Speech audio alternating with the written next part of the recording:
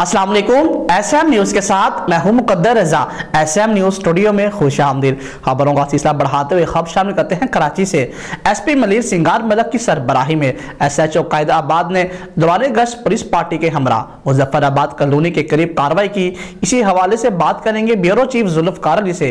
जी जुल्फकार अली, बताइएगा क्या तफसीलात हैं आपके पास? बिल्कुल, इस हवाले से एसपी मलिर सिंगार मलक का कहना था कि एसएचओ कायदाबाद अमीन खोसो ने दौरान गश्त पुलिस पार्टी के हमरा मुजफ्फराबाद कॉलोनी के करीब कार्रवाई करते हुए मंशियात फरोश मुलजम हनीफ उर्फ हनीफा को गिरफ्तार कर लिया है। उन्होंने बताना था कि मुलजम हनीफ उर्फ हनीफा के कब्जे से 2 किलो से ज़ायद आला क्वालिटी की चर्स बरामद हुई है। एसएचओ कायदाबाद अमीन खोसो का कहना था कि मुलजम हनीफ का नाम पुलिस को इंतहाई मतलूब मुलजमान की लिस्ट में शामिल था। उन्होंने बताना था कि गिरफ्तार मुलजम शहर के मुख्तलिफ इलाकों में मंशियात की खरीदो फरोख्त में मुलव्वस था।